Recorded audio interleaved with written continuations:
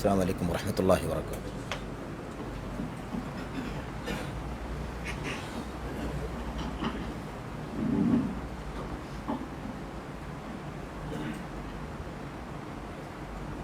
اللہ اکبر، اللہ اکبر،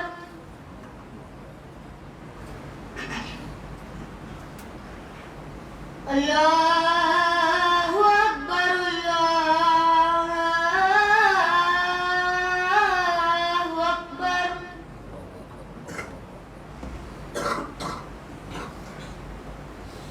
اشہد ان لا الہ الا اللہ،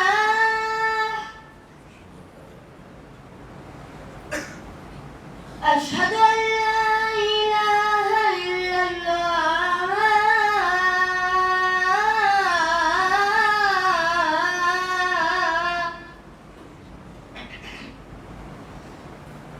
اشہد ان محمد رسول اللہ،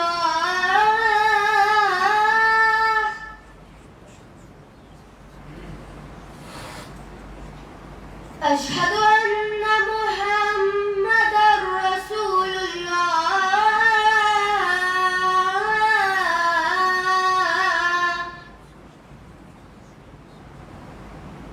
حی علی الصلاۃ،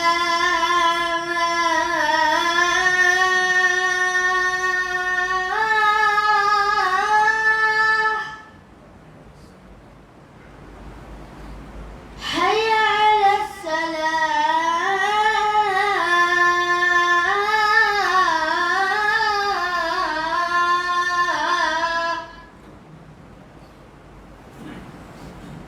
حی علی الفلاح،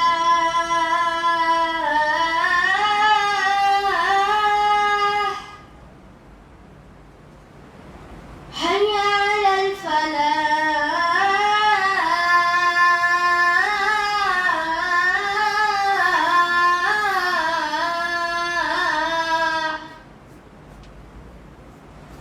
اللہ اکبر، اللہ اکبر،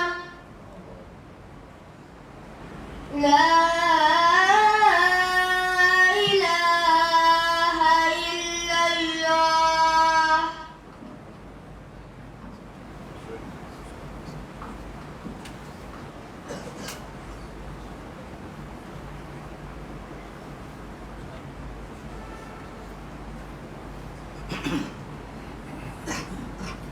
السلام علیکم ورحمۃ اللہ وبرکاتہ۔ ان الحمد للہ نحمده ونستعینه ونستغفره ونعوذ باللہ من شرور انفسنا وسیئات اعمالنا، من يهده الله فلا مضل له ومن يضلل فلا هادي له، واشهد ان لا اله الا الله وحده لا شريك له، واشهد ان محمدا عبده ورسوله، اما بعد فان خير الحديث كتاب الله وخير الهدي هدي محمد صلى الله عليه وسلم، وشر الأمور محدثاتها وكل محدثة بدعة وكل بدعة ضلالة وكل ضلالة في النار۔ أعوذ بالله من الشيطان الرجيم، بسم الله الرحمن الرحيم۔ إن الذين يحبون أن تشيع الفاحشة في الذين آمنوا لهم عذاب أليم في الدنيا والآخرة والله يعلم وأنتم لا تعلمون۔ وقال سبحانه وتعالى قل إنما حرم ربي الفواحش ما ظهر منها وما بطن والإثم والبغي بغير الحق وأن تشركوا بالله ما لم ينزل به سلطانا وأن تقولوا على الله ما لا تعلمون۔ وقال سبحانه وتعالى يا بني آدم قد أنزلنا عليكم لباسا يواري سوآتكم وريشا ولباس التقوى ذلك خير إلى آخر الآية۔ برادران اسلام، دینی اور ملی بھائیوں، نوجوان دوستوں، احباب اور بزرگوں، قابل احترام ماں اور بہنوں، عزیز بچوں،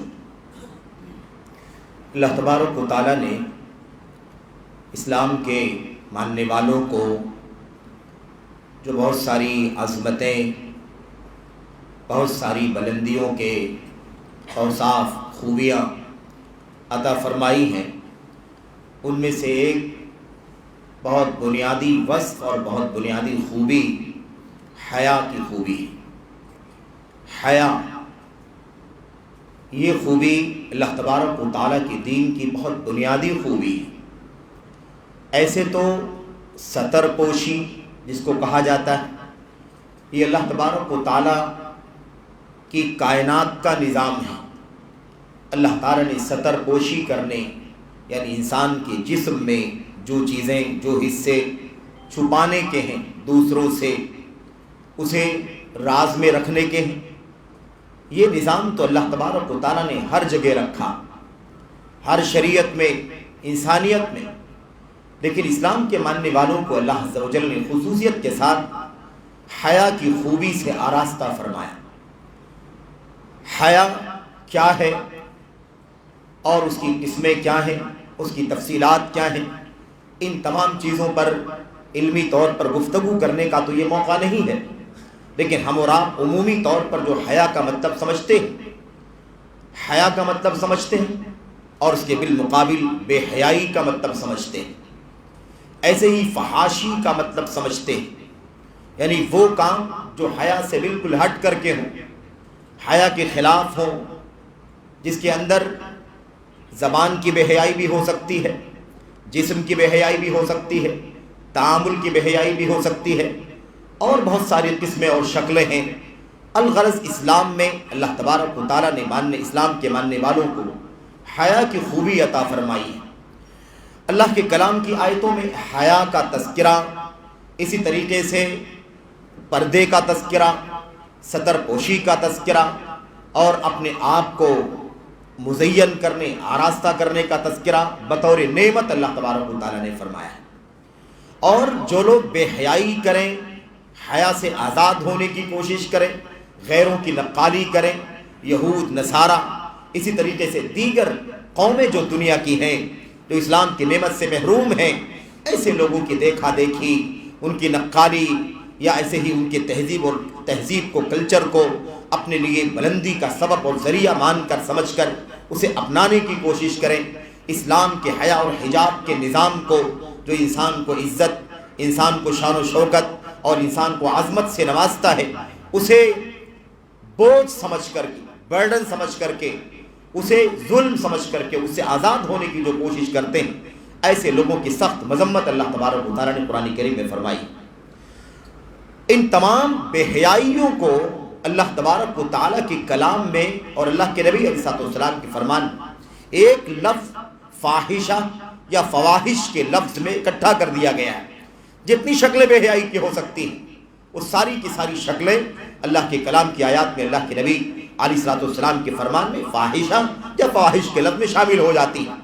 اصل میں فحاشی یا فواحش یا فاحشہ کا جو لفظ ہے، ہا اور شین کا جو لفظ ہے، اصل میں یہ لفظ اس معنی میں استعمال ہوتا ہے کوئی چیز جو بہت زیادہ کھل جائے، جو بہت زیادہ اوپن ہو جائے، بہت زیادہ عام ہو جائے، اور اتنی عام ہو جائے کہ قابل مذمت بن جائے، قابل عیب بن جائے، اسے دیکھنے والا اچھا نہ سمجھے، اسے بولنے والا اچھا نہ سمجھے، اسے محسوس کرنے والا اچھا نہ سمجھے، اور اس سلسلے میں لوگ اپنے تاثرات جو پیش کریں وہ برے انداز کے تاثرات ہوں، ناپسندیدگی کا اظہار کریں اور اسے گھن محسوس کرے، اس سے انسان دور بھاگنے کی کوشش کرے، اس طرح کی چیزوں کو فحاشی یا فواحش کہا جاتا ہے۔ میرے بھائیوں، ایسے تو عام یہ مسئلہ ہے فحاشی کا، بے حیائی کا، اور اللہ تبارک و تعالیٰ نے قرآن کریم کی آیات میں اور اللہ کے نبی علیہ السلام نے اپنی سنتوں میں، ایسے ہی اللہ کے نبی علیہ السلام کی سیرت کے اندر، عربوں کے حالات کے اندر، اللہ کے نبی علیہ السلام کے صحابہ کی سیرت میں، ایسے ہی اللہ تعالیٰ کے گھر خانے کعبہ کے طواف وغیرہ کے پس منظر میں اس مسئلے کو کھول کر کے بیان کیا گیا۔ جاہلیت کا یہ طریقہ ہے، جاہلیت کی روش ہے، جو آج بہت سارے دنیا کی قوموں اور امتوں کے کلچر کے اندر بے حیائی آ گئی، ننگا پن آ گیا ہے، برہنگی آ گئی ہے، بے پردگی آ گئی ہے، لباس سے آزادی کی فکر آ گئی ہے، لباس کو بوجھ سمجھا جانے لگا ہے، کوئی نیم لباس پہنتا ہے، کوئی شفاف لباس پہنتا ہے، کوئی چست لباس پہنتا ہے، کوئی دیگر لوگوں کی نقالی میں عورتیں مردوں کے لباس پہن رہی ہیں۔ یہ ساری جو چیزیں ہیں، ان سب کا تعلق بے حیائی سے ہے، ان سب کا تعلق فحاشی سے ہے، اور پھر اس کے بعد اس کا جو نتیجہ نکلتا ہے وہ بہت ہی زیادہ بدترین ہے۔ اس کے نتیجے میں زناکاری ہے، اس کے نتیجے میں اغلام بازی ہے، اس کے نتیجے میں ہر طرح کا شر ہے، فساد ہے، جس کی کوئی حد نہیں ہے۔ میرے بھائیوں، تو یہ تو عام مسئلہ ہے، لیکن اس وقت جو صورتحال بنی ہوئی ہے، آج کی تاریخ کا بھی انہی عیسائیوں سے، یہودیوں سے، مشرکوں سے گہرا تعلق ہے کہ آج کے دن کو اسی طرح سے منایا جاتا ہے، اور یہ کہا جاتا ہے کہ آج تو عشق و معاشقے کا دن ہے، آج تو دوستی کا دن ہے، آج تو فرینڈشپ کا دن ہے، آج تو ایک دوسرے سے حرام حلال کی تمیز کیے بغیر ہر طرح کے تعلقات کرنے کا دن ہے۔ تو اس سیاق میں مجھے چند باتیں اللہ کے کلام کی آیات کی روشنی میں، اللہ کے نبی علیہ السلام کی حدیث کی روشنی میں آپ کے سامنے عرض کرنی ہے بطور یاد دہانی۔ اللہ عز و جل کی حمد کریں کہ اللہ تعالیٰ نے ہمیں اور آپ کو اس طرح کی بے حیائی سے، فحاشی سے، برہنگی سے، ننگ و عار سے اللہ تبارک و تعالیٰ نے بچنے کی توفیق عطا فرمائی ہے۔ اس پر اللہ کی حمد کریں، اور جو کچھ بھی مختلف دائیں بائیں مشرق مغرب سے بے حیائی کا طوفان جو ہمارے سماج پر آ رہا ہے، ہمارے کلچر پر آ رہا ہے، ہمارے گھر بار پر آ رہا ہے، ہمارے قوم کے بچوں پر، بچیوں پر جو بے حیائی کا حملہ ہو رہا ہے، اللہ تبارک و تعالیٰ سے دعا کریں کہ اللہ عز و جل ہمیں اس سے بچنے کی توفیق عطا فرمائے۔ اور اس طرح کی چیزیں اگر آ گئی ہیں تو اللہ تبارک و تعالیٰ سے دعا کریں کہ اللہ ہمیں اس سے نجات عطا فرمائے، کیونکہ یاد رکھیں قومیں اپنے اخلاق سے زندہ رہتی ہیں جب تک قوموں میں حیا ہے، جب تک قوموں میں اخلاق ہے، جب تک قوموں میں شرافت ہے، تب تک وہ قومیں زندہ ہیں، باقی ہیں۔ اور جب قوموں کے اندر حیا ختم ہو جائے، اخلاق ختم ہو جائے، شرافت ختم ہو جائے، تو پھر سب کچھ باقی رہے تو وہ قومیں ناپید ہو جاتی ہیں، مر جاتی ہیں۔ میرے بھائیوں، اس اعتبار سے بھی اس کو سمجھنے کی ضرورت ہے۔ بہرحال میں کچھ آیتیں حدیثیں آپ کے سامنے پڑھنا چاہتا ہوں اور دعا کرتا ہوں کہ اللہ عز و جل ہمیں ان آیات پر، ان حدیث پر بالکل سرسری طور پر ہی صحیح غور کرنے کی توفیق عطا فرمائے۔ قرآن کریم کی آیت کریمہ ہم نے آپ کے سامنے پڑھی ہے، جس میں اللہ تبارک و تعالیٰ فرماتا ہے ان الذین یحبون ان تشیع الفاحشۃ فی الذین آمنوا۔ اللہ تبارک و تعالیٰ اور اس سے پہلے والی آیت کریمہ پہلے سنیں تو زیادہ اچھا ہے۔ اللہ تبارک و تعالیٰ فرماتا قل انما حرم ربی الفواحش ما ظہر منها وما بطن۔ آپ اللہ کے نبی علیہ السلام اعلان کر دیجئے کہ میرے رب نے حقیقت میں میرے رب نے حرام کر دیا ہے فحاشی کو، بے حیائی کو، چاہے وہ کھلم کھلا کی جا رہی ہو یا چھپ چھپا کر کے کی جا رہی ہو، ما ظہر منها وما بطن، چاہے وہ ظاہری فحاشی بے حیائی کا سیلاب چل رہا ہو یا اسے چھپ چھپا کر کے، اسے صیغہ راز میں رکھ کر کے، اسے پوشیدگی میں رکھ کر کے کوئی کام کیا جا رہا، ہر طرح کی فحاشی کو، بے حیائی کو میرے رب نے حرام کر دیا۔ والاسم، اور گناہ کو، والبغی بغیر الحق، اور ناحق زیادتی کرنے کو۔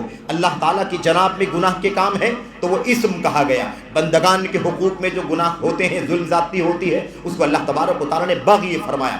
اللہ نے یہ سب حرام کر دیا ہے، اور ایسے ہی اللہ نے یہ بھی حرام کر دیا ہے کہ تم اللہ تبارک و تعالیٰ کے ساتھ شریک ٹھہراؤ جس کی اللہ تعالیٰ نے کوئی دلیل نہیں اتاری ہے، اور اللہ نے اس کو بھی حرام کر دیا ہے کہ تم اللہ تبارک و تعالیٰ کی ذمے کوئی ایسی بات لگا دو، کوئی بات اللہ تعالیٰ کے حوالے سے کہہ دو کہ اللہ نے فرمائی ہے، اللہ کے نبی نے فرمائی ہے، جبکہ اللہ تعالیٰ نے نہیں فرمائی، اس کے رسول نے نہیں فرمائی ہے۔ تو اللہ تعالیٰ فرماتا ہے کہ بلا علم اللہ تبارک و تعالیٰ پر کوئی بات بولو، اللہ نے اس کو بھی حرام کر دیا۔ اب یہ جو 4-5 چیزیں بیان کی گئی ہیں، ان میں سب سے پہلے اللہ تعالیٰ نے کیا بیان فرمایا؟ قل انما حرم ربی الفواحش ما ظہر منها وما بطن۔ آپ سب سے پہلے اعلان کیجئے، یہ پورا جو کلچر ہے، عربوں کا کلچر، اس کلچر میں، اس تہذیب و تمدن میں آپ اس بات کا اعلان کر دیجئے کہ میرے رب نے ہر طرح کی فحاشی کو، بے حیائی کو حرام کر دیا ہے۔ سب سے پہلے اس کا لفظ آیا، اور اللہ نے فرمایا ما ظہر منها وما بطن، ظاہری اور ایسے ہی باطنی چھپی ہوئی چیزیں۔ اس ظاہری کی تفسیر اگر آپ دیکھنے جائیں تو لوگ مفسرین لکھتے ہیں کہ ظاہری جو فحاشی ہے وہ ہے ناجائز نکاح کے تعلقات قائم کر لینا، کھلم کھلا سب کے سامنے، لیکن ناجائز تعلقات ہیں وہ، اور اس کو نکاح کا نام دے کر کے لوگ اکٹھا ہو رہے ہیں۔ یہ کیا ہے؟ ظاہری فحاشی مثال ہے۔ باطنی فحاشی کیا ہے؟ اندر دوستانہ، خفیہ سازباز، خفیہ دوستی جو ہوا کرتی ہے۔ قرآن کریم کی دیگر آیتوں میں اللہ تبارک و تعالیٰ نے کیا فرمایا؟ وَلَا مُتَّخِذِي أَخْدَانٍ، نہ کوئی خدن بنائے۔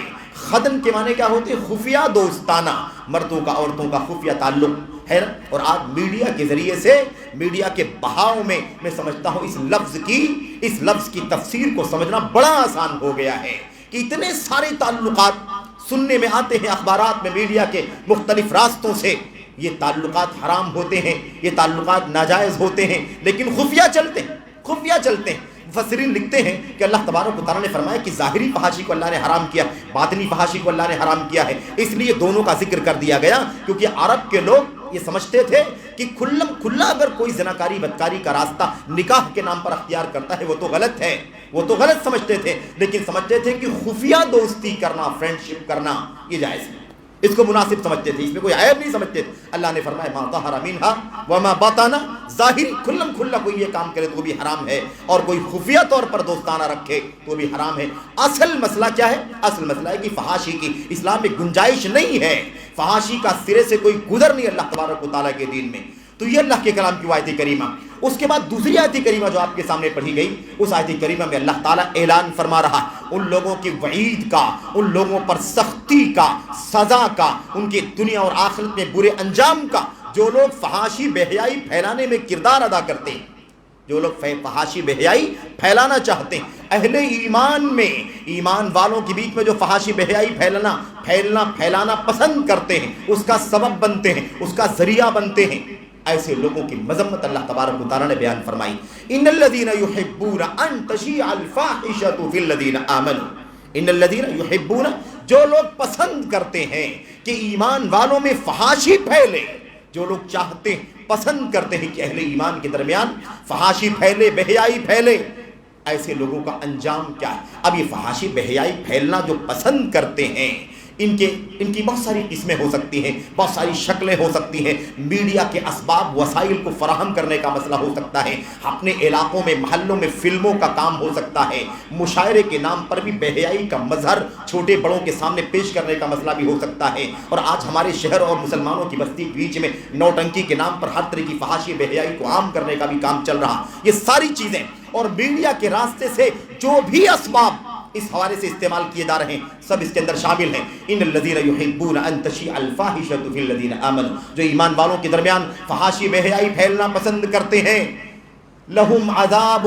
علیم فی الدنیا والآخرہ، ایسے لوگوں کے لیے دنیا میں بھی آخرت میں بھی دردناک عذاب ہے، دنیا میں بھی دردناک عذاب ہے، آخرت میں بھی دردناک عذاب ہے۔ اللہ فرماتا ہے واللہ یعلم وانتم لا تعلمون، اللہ جانتا ہے تم نہیں جانتے، اللہ جانتا ہے کہ فحاشی بے حیائی یہ کتنی بری چیز ہے، اس کا انجام کتنا خطرناک ہے، اس کی سزا دنیا اور آخرت میں اللہ تبارک و تعالیٰ دردناک کیوں دے گا، تم نہیں جانتے۔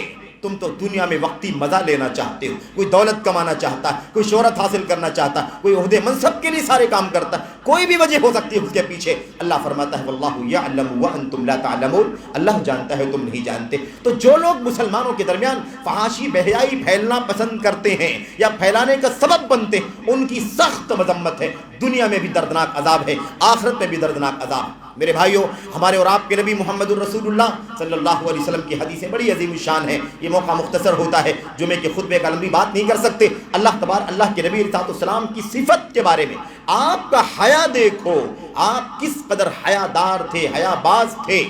کان اشد، اللہ کے نبی کے بارے میں صحابہ بیان فرماتے ہیں، کان اشد حیاء من العذراء فی خدرہا، نبی کریم صلی اللہ علیہ وسلم اس قدر حیا کرنے والے انسان تھے، اس قدر فحاشی سے بے حیائی سے دور تھے، جیسے ایک پردہ نشین خاتون اپنے آپ کو حیا میں رکھتی ہے، حیا والی ہوتی ہے، حشمت والی ہوتی ہے، عصمت اور پاک دامنی والی ہوتی ہے، بالکل اللہ کے نبی علیہ السلام اس سے بھی زیادہ حیا کرنے والے تھے۔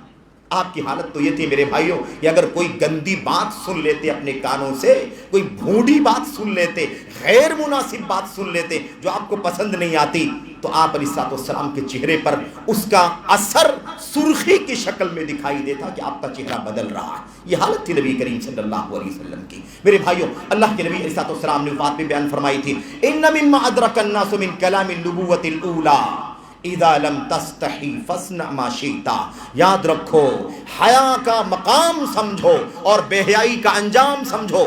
اللہ کے نبی صلی اللہ علیہ وسلم نے فرمایا، لوگوں کو پچھلی نبوتوں کی جو چیز ملی ہے، پچھلی نبوتوں کی، حضرت نوح، حضرت موسیٰ، حضرت آدم علیہ السلام کے بعد سے لے کر کے انبیاء علیہ السلام کا جو سلسلہ چلا، اس میں ایک چیز مشترک رہی ہے، وہ کیا ہے؟ حیا، شرم اور بے حیائی سے، فحاشی سے دوری اختیار کرنا، اپنی عزت کی، آبرو کی حفاظت کرنا، اپنی حیا کی، اپنی ناموس کی حفاظت کرنا، یہ بڑی عظیم الشان چیز ہے، ساری نبوتوں میں رہی ہے۔ سارے انبیاء کے دور میں. تو اللہ کے نبی فرماتے ہیں ان مما ادرک الناس من کلام النبوۃ الاولی، لوگوں کو، انسانوں کو پچھلی پہلے والی نبوتوں کی جو حصہ ان کو ملا ہے، اس میں ایک چیز یہ ہے اذا لم تستحی فاصنع ما شئت، جب تمہاری حیا ختم ہو جائے تو تم جو چاہو کرو. جب تمہارے پاس حیا نہیں ہے تو کچھ بھی کرو. اس لیے حیا کا مطلب سمجھو. حیا کا مطلب یہ تو بنیادی بات جو ابھی ہم کر رہے ہیں، یہ تو وہی حیا کی بات کر رہے ہیں، وہی بے حیائی کی بات کر رہے ہیں جس کا ماحول بنا ہوا ہے. لیکن حیا کا جو اسلام کے اندر جامع مفہوم ہے کہ ایک آدمی حرام کھاتا ہے تو وہ بھی بے حیا ہے، ایک آدمی چوری کرتا ہے وہ بھی بے حیا ہے، ایک آدمی جھوٹ بولتا ہے وہ بھی بے حیا. کیوں؟ اس لیے کہ حیا کا مطلب یہ ہے کہ انسان اللہ تبارک و تعالیٰ سے ڈرے. حیا کا مطلب کیا ہے؟ آدمی اللہ تبارک و تعالیٰ سے ڈرے.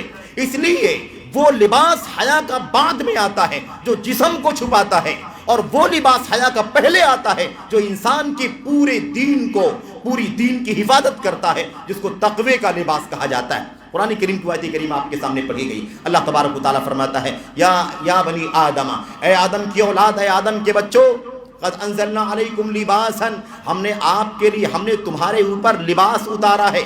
قد انزلنا علیکم لباسا یواری سوآتکم، جو لباس تمہارے شرم گاہوں کو چھپاتا ہے. وریشا، ریشا کیا ہے؟ وہ لباس ہم نے اتارا ہے تمہارے لیے جو تمہاری شرم کی جگہوں کو چھپاتا ہے. انسانی جسم کے اندر چھپانے کی جگہیں، جو جگہیں چھپانے کی ہیں، پردہ کرنے کی ہیں، اس کو کیا کہا جاتا ہے؟ سوآت، چھپانے کی جگہ. اور اللہ نے آگے فرمایا وریشا، ریشا کا مطلب ہوتا ہے مزید اس کے اوپر جو انسان زیب و زینت کے لیے پہنتا ہے، خوبصورتی کے لیے پہنتا. وہ خوبصورتی نہیں جو یورپ سے آئی ہے، یہودیوں اور عیسائیوں سے آئی، وہ خوبصورتی جو شریعت کی خوبصورتی ہے، وہ زینت اور وہ جمال جو قرآن و سنت کا جمال ہے، اس کو ریشہ اللہ تبارک و تعالیٰ نے فرمایا. اللہ نے آگے فرمایا وَلِبَاسُ التَّقْوَى ذَلِكَ خَيْرٌ، اس لباس سے کہیں زیادہ بہتر تو وہ لباس ہے جو تقوی کا لباس. انسان اگر تقوی کا لباس پہن لے تو پھر ہر اعتبار سے اپنے آپ کو بے حیائی سے بچا لے گا. حیا کی جتنی قسمیں ہیں سب اپنا لے گا، اور بے حیائی کی جتنی شکلیں سب سے اپنے آپ کو بچا لے جائے گا. یہ ہے تقوی کے لباس کا فائدہ. اس لیے اللہ فرماتا وَلِبَاسُ التَّقْوَى ذَلِكَ خَيْرٌ، تقوی کا لباس سب سے زیادہ بہتر ہے. میرے بھائیوں، اسی بات کو کسی عربی شاعر نے اپنے شعر میں ڈھال کر کے کیا کہہ دیا ہے؟ اِذَا الْمَرْءُ لَمْ يَلْبَسْ ثِيَابًا مِّنَ التُّقَىٰ. عربی شاعر قرآن کریم کی آیت کریمہ کی ترجمانی کرتے ہوئے کہتا ہے اِذَا الْمَرْءُ لَمْ يَلْبَسْ ثِيَابًا مِّنَ التُّقَىٰ تَقَلَّبَ عُرْيَانًا وَإِن كَانَ كَاسِيًا. اگر انسان تقوی کا لباس نہ پہنے تو کپڑے کا لباس پہننے کے باوجود بھی ننگا دکھائی دیتا ہے. میرے بھائی، ایمان کے دعوے دار کتنے آج ہم کو دکھائی دیتے ہیں؟ ایمان کے دعوے دار دادے پرکھے سے لے کر نیچے تک سب ایمان والے، مسلمانوں کی بستی میں، مسلمانوں کی آبادی، مسلمانوں کے بیچ میں رہنے والے، لیکن ان کا لباس دیکھ لو، ان کا کلچر دیکھ لو، ان کا رہن سہن دیکھ لو، شرم آ جائے ایک حیادار مسلمان کو. کیسا لباس ہے اس بچے کا، کیسا لباس ہے اس بچی کا، کیسا لباس ہے ہمارے سماج میں رہنے والی اس خاتون کا. یہ صورتحال بن گئی. تو اذا المرء لم يلبس ثيابا من التقى، انسان جب تقوی کا لباس نہیں پہنتا ہے تقلب عریانا، وہ ننگا ہو کر کے گھومتا ہے. وہ ان کان کاسیا، چاہے وہ لباس پہن کے بھی رکھے، لباس پہنے بھی ہوئے ہو تب بھی. اس کے بعد آگے کہتا ہے فخیر لباس المرء طاعت ربہ ولا خیر فی من کان للہ عاصیا. سب سے بہترین لباس یہ ہے کہ بندہ اللہ کا تقوی اختیار کرے، اللہ کی اطاعت کرے، اللہ کی اطاعت کا لباس پہن لے. اور یاد رکھو، جو اللہ تعالیٰ کی اطاعت نہ کرے، اللہ کا تقوی اختیار نہ کرے، وہ کتنے بھی کپڑے پہن کر کے اپنے آپ کو کپڑے والا ثابت کرتا ہو، بے نقاب ہو جاتا ہے، وہ بے حیائی کے راستے پر چل پڑتا ہے. تو انسان کی زندگی میں یہ سوچ آ جائے کہ اللہ تبارک و تعالیٰ کی تقوی کی زندگی گزارنا ہے، اطاعت کی زندگی گزارنا ہے. ہر جگہ انسان باحیا ہو جائے گا، لباس کے اندر بھی، بول چال کے اندر بھی، معاملات کے اندر بھی، بزنس کے اندر بھی. انسان ہر موڑ پر انشاءاللہ تبارک و تعالیٰ حیا اور پاک دامنی کی زندگی گزارے گا. اسی لیے جب صحابہ کرام سے اللہ کے نبی صلی اللہ علیہ وسلم نے فرمایا استحیوا من اللہ، اے لوگو اللہ سے حیا کرو، اے لوگو اللہ سے حیا کرو. اور یہ تقوی اللہ سے حیا ہے. اور جب انسان اللہ سے حیا کرتا ہے تو پھر حیا کی ساری خوبیاں اکٹھا کر لیتا ہے. کبھی انسان بندوں سے حیا کرتا ہے، اللہ سے حیا نہیں کرتا، اس کا تذکرہ آئے گا آپ کے سامنے. تو اللہ کے نبی نے فرمایا صحابہ کرام سے اے لوگو استحیوا من اللہ، اے لوگو اللہ سے حیا کرو. صحابہ نے کہا اللہ کے نبی انا نستحی وللہ الحمد، اللہ تعالیٰ کی حمد ہے، اللہ کا شکر ہے، ہم اللہ تبارک و تعالیٰ سے حیا کرتے ہیں. صحابہ کرام نے جواب دیا، اللہ کے نبی نے فرمایا لیسا ذاک، اس حیا کی بات نہیں کر رہا ہوں. آپ لوگ سمجھتے ہیں کپڑا پہن لینا حیا ہے؟ یہ حیا نہیں ہے. میں جس حیا کی بات کر رہا ہوں وہ کیا ہے؟ وہ یہ ہے کہ تمہارا دماغ صحیح چلے. ان تحفظ الرأس وما وعى، تم اپنے سر کی حفاظت کرو اور تمہارے سر میں، تمہارے دماغ میں جو چیزیں آتی ہیں اچھی بری اس پر کنٹرول رکھو. وَأَن تَحْفَظَ الْبَطْنَ وَمَا حَوَى، اور پیٹ کی حفاظت کرو، اس میں دیکھو کہ حلال جا رہا ہے کہ حرام جا رہا ہے. پتہ چلا کہ حیا کا مطلب صرف اور صرف اس جسم کو چھپانے کا نام حیا نہیں ہے. حیا زبان کے اندر بھی ہونی چاہیے. حیا انسان کے حلال و حرام کی پابندی میں بھی ہونی چاہیے. حیا انسان کی زندگی میں ہر جگہ موجود ہے. ایک آدمی مشرک ہے، بے حیا ہے. ایک آدمی بدعتی ہے، بے حیا ہے. ایک آدمی ہر طرح کی گناہ کرنے والا، جتنے بھی گناہ گار ہو سکتے ہیں سب کی سب بے حیا ہے، کیونکہ اللہ تبارک و تعالیٰ سے حیا نہیں کرتے. اللہ سے حیا کرتے تو یہ گناہوں کے کام نہ کرتے. میرے بھائیو، تو یہ خیری جامع معنی ہے. میں عرض یہ کر رہا تھا، اس بے حیائی کا انجام بڑا خطرناک ہے. بے حیائی کا انجام بڑا خطرناک ہے، فحاشی کا. اللہ کے نبی علیہ السلام کی ایک دو حدیثیں میں آپ کے سامنے پیش کرنا چاہتا ہوں. یہ بے حیائی اتنی خطرناک ہے. ایک تو اللہ تبارک و تعالیٰ کی ناراضگی، اللہ کے نبی علیہ السلام کی ناراضگی، قیامت کی دن اللہ تبارک و تعالیٰ سے دوری، اللہ کے نبی علیہ السلام کی نفرت مول لینے کا کام ہے. سب سے زیادہ اچھا، سب سے زیادہ قریب اللہ کے نبی صلی اللہ علیہ وسلم کے پاس قیامت کی دن وہ ہوگا جو سب سے زیادہ با اخلاق ہوگا، اور سب سے بدترین اور سب سے زیادہ دور اور متنفر اللہ کے نبی صلی اللہ علیہ وسلم کو کرنے والے وہ لوگ ہوں گے جو بد اخلاق ہوں گے، بد کردار ہوں گے. یہ اللہ کے نبی صلی اللہ علیہ وسلم کی حدیث کے اندر موجود ہے. اس کے علاوہ عملی طور پر اس بے حیائی کی سزا، بے حیائی کی سزا نبی کریم صلی اللہ علیہ وسلم نے حضرت عبداللہ بن عمر رضی اللہ تعالیٰ عنہ کی روایت میں بہت ساری باتیں بیان کی گئی. اس میں سے پہلی بات میں آپ کے سامنے ذکر کرنا چاہتا ہوں. حضرت امام ابن ماجہ رحمۃ اللہ علیہ نے اپنی سنن کے اندر روایت نقل کی ہے اور اس میں حسن درجے کی روایت ہے. فرماتے ہیں اللہ کے نبی صلی اللہ علیہ وسلم نے مہاجرین کو مخاطب کیا. مہاجرین عام طور پر کاروباری لوگ تھے، تجارت کرنے والے لوگ تھے، کیونکہ مکہ سے آئے تھے. مکہ کھیتی باڑی کی جگہ نہ تھی بلکہ وہ کاروبار کی، بزنس کی جگہ تھی. بہرحال اللہ کے نبی صلی اللہ علیہ وسلم جب ہجرت کر کے صحابہ مکہ سے مدینہ آ گئے تو مدینے میں بھی انہوں نے زیادہ تر حصہ، زیادہ تر لوگوں نے کاروبار کا سلسلہ شروع کیا. اپنی اپنی حیثیت سے دھیرے دھیرے اپنے اپنے سیٹ اپ کو انہوں نے تیار کر لیا اور کاروبار کرنے لگے. بہرحال اللہ کے نبی صلی اللہ علیہ وسلم نے مہاجرین کو مخاطب کیا.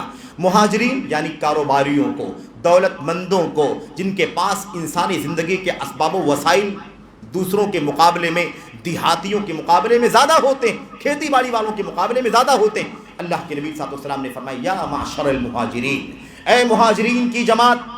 اس لفظ سے مخاطب کر کے اللہ کے نبی نے فرمایا 5 جرائم ایسے، 5 گناہوں کے کام ایسے ہیں جن سے، اتنا کہنے کے بعد اللہ کے نبی نے فرمایا میں اللہ کی پناہ مانگتا ہوں کہ تم ان 5 گناہوں میں سے کسی گناہ میں پڑنا.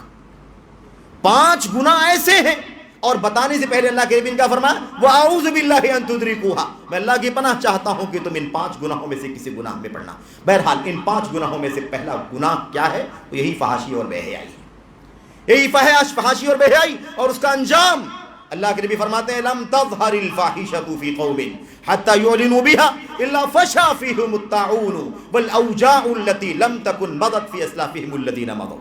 اللہ کے نبی نے فرمایا جو کوئی قوم، سننا اچھی طرح سے، جو کوئی قوم، جو کوئی بستی فحاشی کا کام کرتی ہے، بے حیائی کا کام کرتی ہے، وہ زناکاری ہے، بدکاری ہے، یا اس کے علاوہ بے پردگی ہے، یا اس کے علاوہ خفیہ تعلقات ہیں، یا اس کے علاوہ غیر محرم کے نکاح ہیں، خلوت ہے، گانا بجانا ہے، ناچ گانے وغیرہ ساری فحاشیوں کے کام جو بھی آپ سمجھ سکتے ہیں.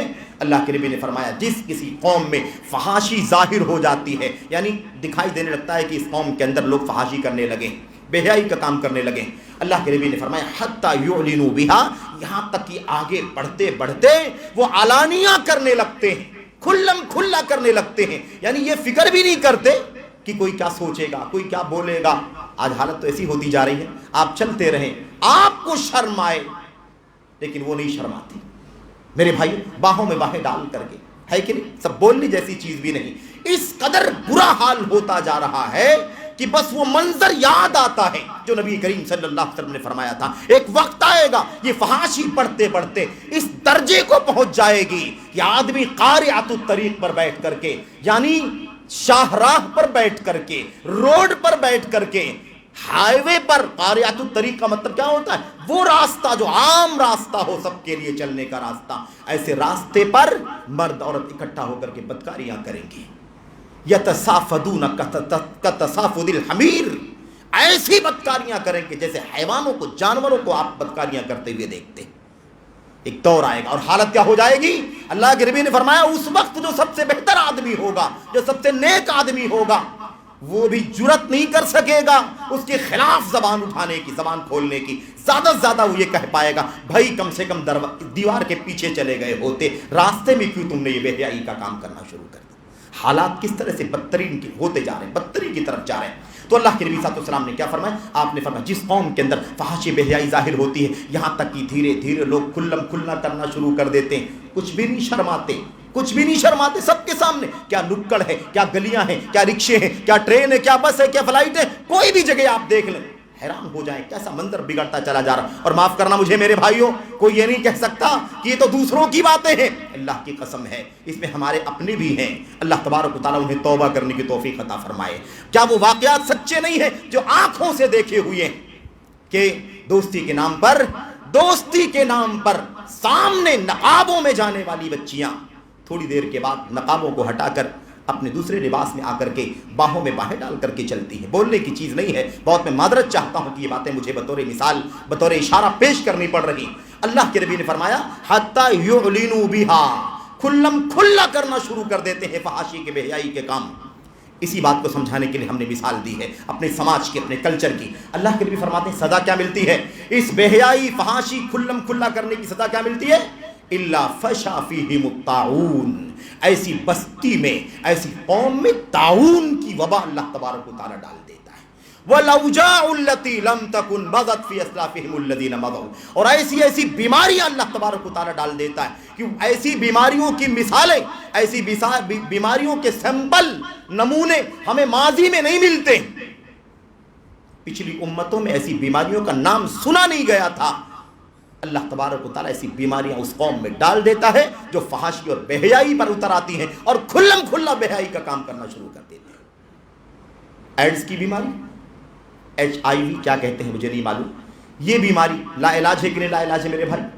ابھی تک اطباء ماہرین پریشان ہیں، اس کا علاج کیا ہے، کیسے علاج کریں؟ دنیا پریشان ہے۔ ترقی یافتہ ممالک جن کے ہاں ٹیکنالوجی بہت زیادہ ہے اور طب اور میڈیکل سائنس کا اعلیٰ درجہ پایا جاتا ہے، ایسے سارے ماہرین حیران ہیں کیسے اس کا علاج ہو۔ قوت مدافعت کا کھو دینا اس جسم کے اندر اللہ تبارک و تعالیٰ نے، اگر یہ جسم پاکیزگی پر چل رہا ہے، پاک دامنی کی زندگی گزار رہا ہے انسان، تو اللہ نے قوت دفاع رکھا ہوا ہے، اندرونی دفاع کی طاقت اللہ نے رکھی ہے۔ میرے بھائیوں، امیون سسٹم اور بیماریوں کو نہیں آنے دیتا ہے وہ قوت دفاع، لیکن اگر وہ قوت دفاع اللہ تبارک و تعالیٰ چھین لے تو پھر بیماریوں کی آماج گاہ بن جاتا ہے وہ جسم۔ کوئی بھی بیماری لگ جاتی ہے، کوئی بھی مرض پکڑ لیتا ہے، انسان ہلاکت کے راستے پر چلا جاتا ہے، انسان گھٹ گھٹ کی زندگی گزارتا ہے، دولت کام نہیں آتی، اسباب کام نہیں آتے، انسان کے سارے وسائل ناکام ہو جاتے ہیں۔ تو اللہ کے نبی نے کیا فرمایا؟ فحاشی بے حیائی کا انجام اتنا برا ہے میرے بھائیوں کہ اللہ تعالیٰ سزا کے طور پر، عذاب کے طور پر طاعون ڈال دیتا ہے، ایسی بیماریاں ڈال دیتا ہے جس کی مثالیں ہم کو ماضی میں نہیں ملتی۔ کوئی بتائے، ہمارے بزرگ بھی یہاں بیٹھے ہوئے ہیں، کوئی 50 سال 60 سال 70 سال کے بیچ میں، کوئی بتائے کسی نے ایڈز کی بیماری کا نام سنا تھا اپنے زمانے میں، اپنے بچپن میں، جوانی میں؟ یہ بیماری کہاں سے آئی اس دور میں؟ اس لیے کہ یہ جرم نہیں تھا اس زمانے کے اندر، یہ حالت نہیں تھی جو حالت ہو گئی ہے، کھلم کھلا بے حیائی کا کام چل رہا ہے، تعلقات قائم کیے جا رہے ہیں، کورٹ سے شادیاں ہو رہی ہیں، لوگ دین و ایمان کا بھی سودا کر بیٹھتے ہیں، صرف اور صرف میرے بھائیو شہوت کی وجہ سے، بے حیائی کے نام پر یہ ساری چیزیں ہو رہی ہیں۔ اور میرے بھائیو اس کا انجام کیا ہے؟ اس کا انجام بہت خطرناک ہے۔ اللہ تبارک و تعالیٰ کی تو سزا ہے دنیاوی سزا۔ اب لوگ علاج کراتے، علاج نہیں ہوتا، ٹھیک نہیں ہوتے، کیا کریں؟ مسئلہ یہ ہے کہ بیماری ہو تو ٹھیک ہو جائے، بیماری تو ہے نہیں، عذاب ہے اللہ تبارک و تعالیٰ کا، تو عذاب اس وقت ٹلے گا جب ہم توبہ کر لیں گے اللہ تبارک و تعالیٰ سے سچی۔ بیماری ہو تو ٹھیک ہو جائے، اللہ نے جو بیماری اتاری ہے اس کی اللہ نے شفا بھی اتاری ہے، ما انزل اللہ داء الا وانزل له شفاء، اللہ نے جو بیماری اتاری اللہ نے اس کا علاج بھی اتارا ہے، لیکن یہ بیماری نہیں ہے، یہ بیماری بطور عذاب اللہ تبارک و تعالیٰ نے ڈالی ہے۔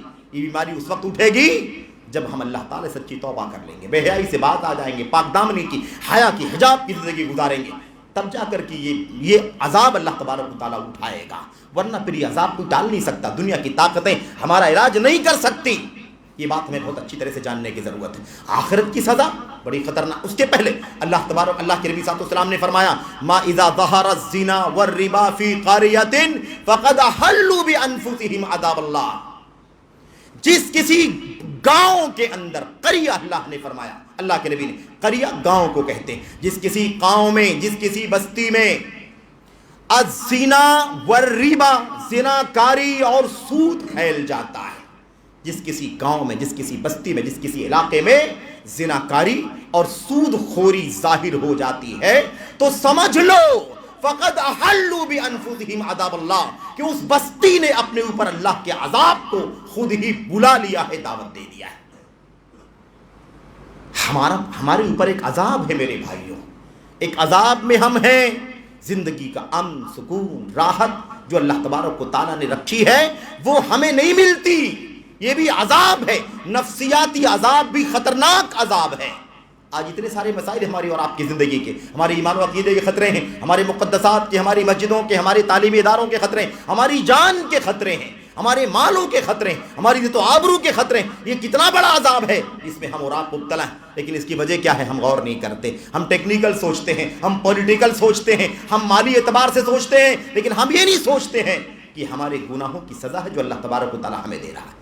ہماری بے حیائی کا سبب ہے، اس کا نتیجہ ہے کہ اللہ تبارک و تعالیٰ نے ہمیں اس عذاب میں مبتلا کر رکھا، اور یہ اس وقت تک نہیں ہٹے گا جب تک کہ ہم پلٹ کر اللہ تعالیٰ کے سچے دین کی طرف نہیں آ جائیں گے. میرے بھائی یاد رکھیں، اللہ کے نبی صلی اللہ علیہ وسلم کی آخری بات کہہ کر کے بات ختم کر رہا ہوں. اللہ کے نبی ایک لمبی حدیث مسلم شریف کے اندر ہے، اس کا ایک ٹکڑا میں آپ کے سامنے پیش کرنا چاہتا ہوں ان خواتین کے لیے جو یورپ سے، مغرب سے، امریکہ اور دیگر ممالک سے جو اندھا کلچر منتقل ہو کر کے آ رہا ہے، میڈیا کے راستے سے ہر طرح کی فحاشی بے حیائی عام ہو رہی ہے. یاد رکھیں اللہ کے نبی علیہ السلام نے فرمایا تھا، وعید بیان کرتے ہوئے آپ نے فرمایا تھا صنفان من اہل النار لم ارہما قط. جہنم کے دو طبقے ایسے ہیں، دو پارٹیاں، دو گروہ، دو قسمیں جہنمیوں کی ایسی ہیں جن کو میں نے نہیں دیکھا ہے، لیکن یہ آگے آئیں گے. میرے مرنے کے بعد دنیا میں وہ قومیں، وہ قسمیں آئیں گی جہنمیوں کی. نمبر 1 اللہ کے نبی نے فرمایا تھا کچھ لوگ ایسے آئیں گے، قوم معہم سیاط کاذناب البقر یضربون الناس. کچھ لوگ ایسے آئیں گے جن کے ہاتھ میں گایوں کی دموں کی طرح سے کوڑے ہوں گے، جو پیٹیں گے، ماریں گے اپنے لوگوں کو. اس کی تفصیل کا موقع نہیں ہے. دوسری بات جو اللہ کے نبی نے بیان فرمائی تھی وہ کیا ہے؟ آپ نے فرمایا تھا، اللہ کے نبی علیہ السلام نے، نساء کاسیات عاریات ممیلات مائلات رؤوسهن کاسنمۃ البخت المائلہ لا يدخلن الجنة ولا يجدن ريحها وإن ريحها لتوجد من مسيرة كذا وكذا. اللہ کے نبی نے فرمایا صحیح مسلم میں، کچھ عورتیں ہوں گی مستقبل میں، کچھ عورتیں ایسی آئیں گی اس امت کے اندر. آپ نے کیا فرمایا تھا؟ کاسیات، کپڑا پہنے ہوئے ہوں گی، لباس پہنے ہوئے ہوں گی، عاریات، اسی کے ساتھ ساتھ ننگی بھی ہوں گی، برہنہ ہوں.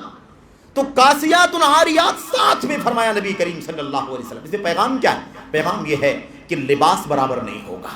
لباس ضرور ہوگا جسم کے اوپر، لیکن لباس وہ لباس نہیں ہوگا جو لباس شرعی ہوتا ہے، وہ حجاب نہیں ہوگا جو حجاب شرعی ہوتا ہے. نقالی میں ہمارے لباس بدل جائیں گے، ہمارے لباس کا طور طریقہ بدل جائے گا، وہ شفاف ہوگا، وہ چست ہوگا، وہ ناقص ہوگا، وغیرہ وغیرہ. اللہ کے نبی نے فرمایا کاسیات عاریات، لباس پہنے ہوئے بھی برہنہ ہوں گی. اور کیا فرمایا اللہ کے نبی صلی اللہ علیہ وسلم نے؟ ممیلات مائلات، مائل کرنے والیاں ہوں گی، مائل ہونے والیاں ہوں گی. مائل کرنے والی ہوں گی دوسروں کو اور مائل ہونے والی ہوں گی دوسروں کی طرف. رؤوسهن کاسنمۃ البخت المائلہ، ان کے سر ہے نا بختی اونٹوں کے کوہانوں کی طرح سے ہوں گے.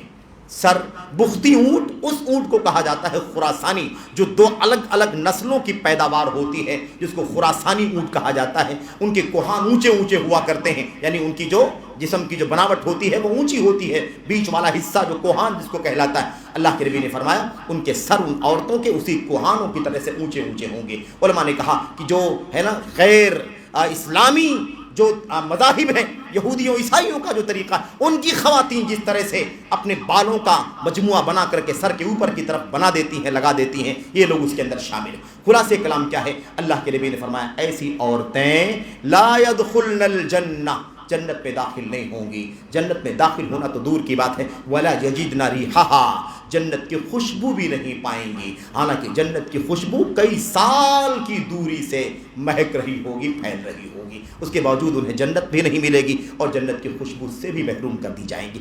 دوسری روایت میں اللہ کے نبی صلی اللہ علیہ وسلم نے مزید کیا فرمایا؟ آپ نے فرمایا العنوہن فانہن ملعونات، ان پر لعنت کرو کیونکہ ایسی عورتیں لعنتی. میرے بھائی بڑی سخت وعید ہے، بڑا سخت انجام ہے. تو دنیا کا انجام سخت ہے، آخرت کا انجام سخت ہے. دنیا میں عذاب ہے، سزائیں ہیں، لعنت ہے. آخرت میں جنت سے محرومی ہے، جنت کی خوشبو سے بھی محرومی.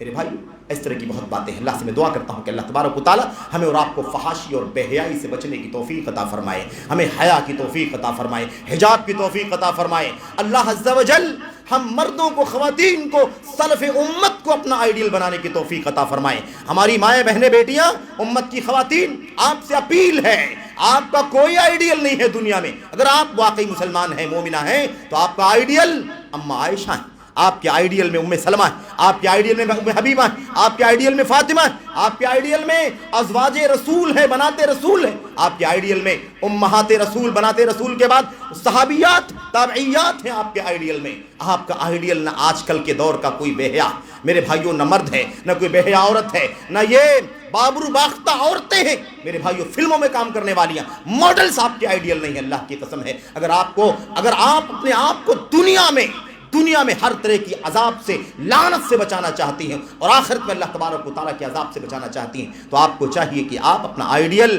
امت کے ان خواتین کو بنائیں جن کی جنت کی بشارتیں اللہ تبارک و تعالیٰ نے عطا فرمائی، جن کا مقام اللہ تبارک و تعالیٰ نے دنیا میں، آخرت میں بلند فرمایا. اللہ تعالیٰ مجھ کو، آپ کو، سبوں کو ان باتوں کو سمجھنے کی توفیق عطا فرمائے. اللہ عز و جل امت کو ہر طرح کی بدعملی سے، بدخلقی سے اور بے حیائی سے، بد اخلاقی سے اللہ تعالیٰ بچنے کی توفیق عطا فرمائے. سب سے اونچے مقام کا قیامت کے دن، یا سب سے زیادہ وزنی عمل قیامت کے دن انسان کے ترازو کے اندر نیک حسن اخلاق. اللہ کے نبی اثقل شیء فی المیزان حسن الخلق، سب سے زیادہ وزنی اور بھاری بوجھل چیز انسان کے لیے، انسان کے نام عمل میں ترازو کے اوپر اچھے اخلاق ہوں گے. حسن اخلاق میں یہ پہلے آتا ہے، بہت بنیادی حصہ. اس لیے اللہ سے دعا کرتے ہیں کہ اللہ عز و جل ہمیں اس دنیا کی رنگینی سے بچنے کی توفیق عطا فرمائے. اللہ عز و جل ہمیں اور آپ کو دنیا میں، آخرت میں حیا اور حجاب کے ساتھ جینے کے نتیجے میں عزت سے، شان و شوکت سے اللہ تبارک و تعالیٰ نوازے. ہر طرح کی ذلت سے، خاری سے، پستی سے، حقارت سے اللہ عز و جل بچنے کی توفیق عطا فرمائے. غیروں کی نقالیوں کا انجام کبھی اچھا نہیں ہو سکتا. نبی علیہ السلام نے پہلے ہی فرما دیا تھا کہ ذلت اور پستی ہوگی ان لوگوں کی جو یہود و نصارہ کو اپنا آئیڈیل بنا لیں گے، جو کفار کو اپنا آئیڈیل بنا لیں گے، جو ان کی مشابہت اختیار کریں گے. آج تو رنگینی کے نام پر، گلیمر کے نام پر، مقابلہ آرائی کے نام پر، اور ترقی کے نام پر، اور میرے بھائیو ڈیولپمنٹ کے نام پر، اور اونچائی کے نام پر نقالی ہو رہی ہے یہودیوں کی، عیسائیوں کی. جو لباس آیا ہم نے لے لیا، جو کلچر آیا ہم نے لے لیا، بال کاٹنے کا طریقہ وہاں سے ہم نے لے لیا، اٹھنے بیٹھنے کا طریقہ ہم نے لے لیا، کھانے پینے کا، بولنے کا، چلنے پھرنے کا طریقہ ہم نے لے لیا. کیا ایمان و عقیدہ، کیا عمل، کیا اخلاق، کیا کردار، ہم نے وہاں سے لینا شروع کر دیا جن کو اللہ تبارک و تعالیٰ کی زبان سے لعنتی قرار دیا نبی کریم صلی اللہ علیہ وسلم نے. اللہ سے دعا ہے اللہ تعالیٰ ہمیں اور آپ کو اس لعنت سے بچنے کی توفیق عطا فرمائے. سماج کو اللہ تبارک و تعالیٰ، مردوں کو، خواتین کو حیا اور اسلامی حجاب کی زندگی جینے کی توفیق عطا فرمائے. انہیں اللہ تبارک و تعالیٰ دنیا میں، آخرت میں عزت سے، شان و شوکت سے اور اپنی رحمتوں سے مالا مال فرمائے. آمین رب العالمین. وصلی اللہ وسلم وبارک علی نبینا محمد وعلی آلہ وصحبہ اجمعین. والسلام علیکم ورحمۃ اللہ وبرکاتہ. الحمد للہ نحمده ونستعینه ونستغفره. اللهم صل علی محمد وعلی آل محمد كما صلیت علی ابراہیم وعلی آل ابراہیم انک حمید مجید. اللهم بارک علی محمد وعلی آل محمد كما بارکت علی ابراہیم وعلی آل ابراہیم انک حمید مجید. سبحان ربک رب العزة عما یصفون وسلام علی المرسلین والحمد للہ.